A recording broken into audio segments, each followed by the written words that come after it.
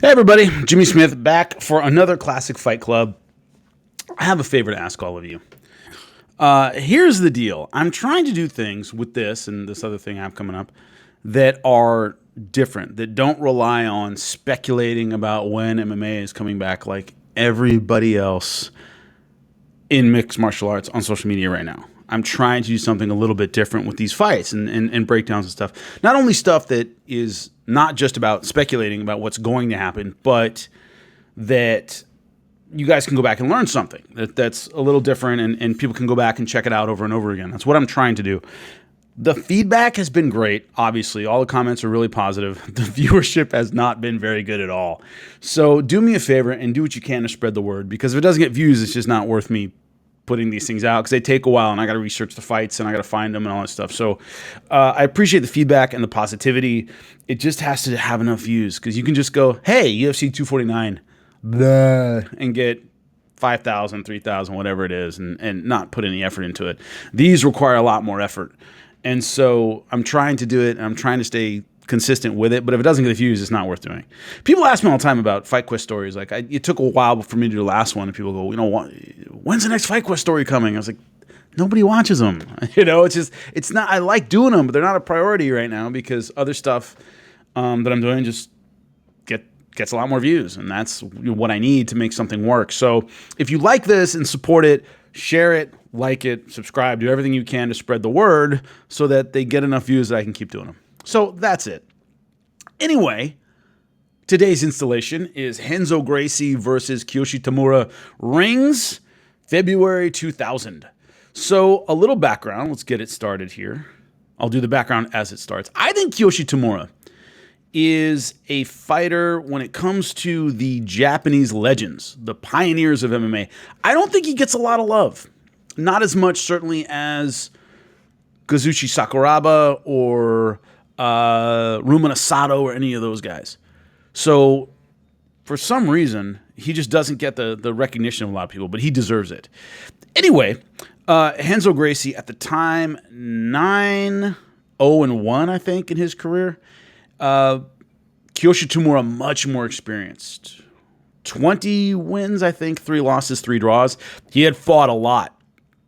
So Renzo Gracie in this fight was undersized, as you can see, and Kyoshi Tamura had more experience. Nice arm in guillotine attempt here. Renzo Gracie, phenomenal arm in guillotine. To this day, that's one of his go-to moves that a lot of people have trouble with. Rings, if you don't know, was an old Japanese promotion. The rule you need to know that is very relevant in this fight is there were no punches to the head on the ground. There weren't any elbows standing either, if I remember that. But man, a lot of big stars. Fedor, obviously, Renzo Gracie, Babalu, Ricardo Arona, they all made their starts in rings.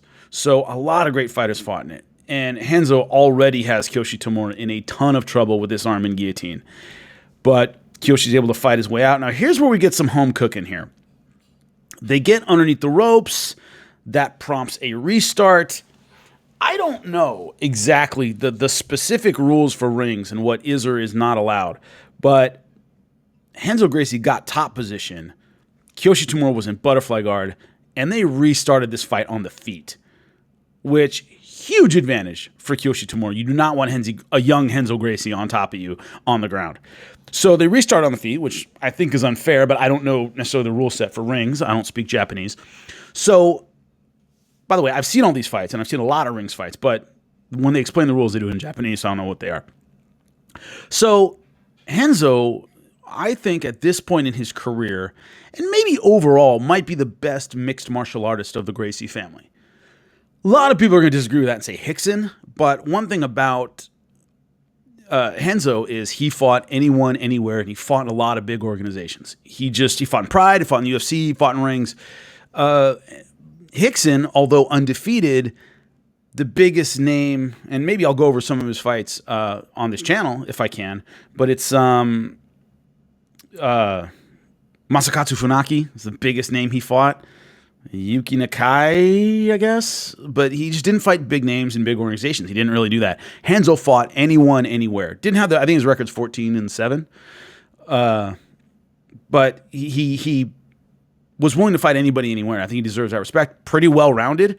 The problem, as I went over in the last video, Sakurai, is weight classes were kind of suggestions more than ironclad. So Kyoshi Tamura is a lot bigger than Renzo Gracie. And this is the Ring's King of Kings tournament. Dan Henderson was in this thing. So was Hanato Babalu, who was fighting at heavyweight. So I think weight classes were just, Renzo was just physically really outgunned in this fight. Obviously doing everything he can, going hard for the single leg right now. Kyoshi Tamura can't punch to the head, so he's going for the ribs. Big legs, big hips. He was a pro wrestler originally, and to understand Japanese MMA, you have to understand that its roots are in pro wrestling. That's what started off MMA in Japan. It was like real pro wrestling kind of. So that's why they don't like the punches to the head. That's why they had pancrase, where no open hand punches at all. It was like, if you made pro wrestling a real thing, what would happen? So that's why it's like kind of soft rules MMA sort of. So Kyoshi Tamura, with a camp called U-File, which was a pretty successful team back in the day. He was kind of the founder of U-File.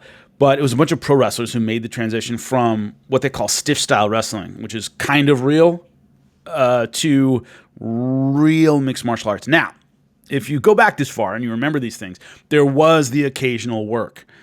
There were a couple in Pride, in the early Pride days. There was an event where Alexander Karelina fought in one. That was a work. So they weren't works in the sense of people cheating. Like, there wasn't a really solid line between pro wrestling and MMA at the time. So it was just works during an event that had real fights on it was kind of normal. So you will spot the occasional work. This is not one of them. Renzo Gracie, the big name. Well, he had submitted Maurice Smith right before this. It might have been the first round of this tournament. I don't remember what round this is. But Maurice Smith, a heavyweight, former UFC heavyweight champion, took him down, got him with a key lock. It was over fast. The other names you might know, Oleg Tatarov, he had beaten him with an up kick. That's the end of round one. So once again, I think Renzo Gracie deserves respect, especially in this era, as the best mixed martial artist of the Gracie family. So round number two, pretty even round. I didn't like to restart back up to the feet. I think without that, I think Tamura's in a lot more trouble. But decent first round for Renzo. But Kyoshi Tamura, nice hook over the top. Decent striker, well-rounded, really put everything into being kind of a mixed martial artist before mixed martial arts. The guy with the blonde hair there in the corner with the blue shirt, that's Ricardo Almeida, big dog. Fantastic fighter, part of the Renzo Gracie team, but that's his cornerman right there. Renzo Gracie hunting for the leg locks. A lot easier to get a leg lock or a foot lock when somebody has wrestling shoes because they can't slip out. So there's a reason Renzo's hunting for that. Renzo, really great open guard. Big part of his offense and defense. Really excellent open guard. He won Abu Dhabi in 99. Was it 99 or 2000? I think it was 99. He beat Jean-Jacques Machado in an insomniac year of a fight. Do not look it up and watch it. Nothing happens. But my point is he was right at his peak of submission grappling success. He was best in the world in his weight class. Now, Renzo's complaining right now because as he sat up, Kyoshi Tamura threw a punch and it hit him in the head. But he kind of sat up into it. So Kyoshi Tamura was throwing for the ribs, and Renzo sat up into it. That could be why the referee doesn't do anything, or it's just a very pro-Japanese referee, a pro-Tamura referee. Nice work here on the ground. And one thing about not being able to punch somebody in the head, you saw a lot more groundwork in these kind of fights. It was almost like the Eddie Bravo combat jiu-jitsu a little bit. Can't punch to the head, so trying to put everything into a body shot, it makes more sense to try and pass, which is exactly what Kyoshi Tamura does here. Nice half guard pass, and look at this beautiful. That's a good mount transition. Beautiful. Now, Renzo Gracie doing a great job fishing the foot, getting back to half guard. But you see the physical dominance of Kyoshi Tamura. Once he's on top, the guy's big. He's heavy. He knows what he's doing on the ground. He's not a novice at all. So he knows where to put pressure. He really does. And Renzo Gracie is shrimping and doing everything he can to get his position back, but it's tough on something like this. The Japanese fighters of this era were right there with the top Brazilian Jiu-Jitsu guys when it came to the transition game and the pressure game and all these things. And it shows in this fight, in my opinion. Renzo doing his best he can with the open guard defense. Kyoshi Tamura, though, keeping the pressure on, trying to keep him flat. Really nice sweep attempt here, but good balance by Kyoshi Tamura in the scramble, and this is where that weight difference is so important. Nice heavy hips, working the ribs of Renzo Gracie. The weakness of Renzo, although he was versed in wrestling, not all-American level in the United States. Just, not a great wrestler. There weren't many great wrestlers in Brazil. So Renzo, unfortunately, has to operate from guard, and Kyoshi Tamura started out an amateur wrestler before he became a pro wrestler. Good judo, too, I think. So he's got heavy hips. He knows how to stop a takedown. Good mobility. And once again, very experienced. So Renzo's trying to kind of pull him in and get that guard work going. Nice sweep there, but he just can't stay on top. Nice transition to the back by Kyoshi Tamura. It's only a 2-round fight, and time is running out. You see the clock behind him. Another good shot to the ribs, and Kyoshi Tamura just keeping the pressure on. Now, only one Gracie, Hoyler, had lost in MMA, and that was to Sakuraba. That was in November, I think, of the previous year. So only a couple months ago, no one had ever beaten a Gracie in MMA. So a few months before this, Hoyler is the first Gracie to lose in MMA when Sakuraba beat him up. And now Kyoshi Tamura on top. Now look at this stand-up. That is gangster. That is Matrix stuff. Great stuff, but Renzo has to turn it on at this point, and he doesn't have the wrestling to force the issue. Normally, in a situation like that, you'd stand up and, God, maybe I can get the knockout with the time I have left. He has to shoot from the outside, bad takedown, and look here, he's locking up the left arm of Renzo Gracie, has him in a crucifix position. Remember, he can't hit to the head, so it's not like he can unload on the temples here in this position, but there's no real sub from here. It's kind of a reverse omoplata. It would be really tough to get on Renzo Gracie. So it's pretty much isolating Renzo. The time is running out on him.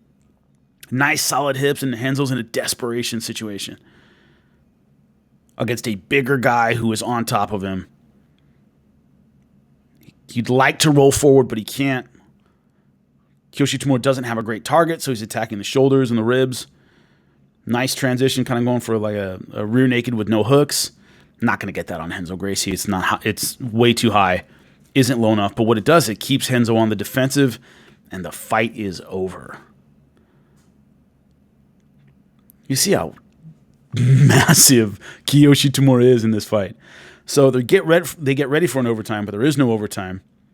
It wasn't scored like the 10-8 system, 10-8-9 system that we have today. So it was judged on the overall fight, I believe, at this point. And they're reading off the judges. Kyoshi Tamura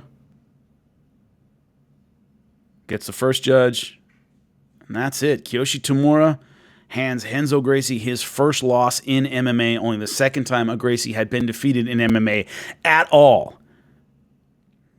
But great fight by Kyoshi Tamura. He would have some great ones left in his career, and I might go over them for next time.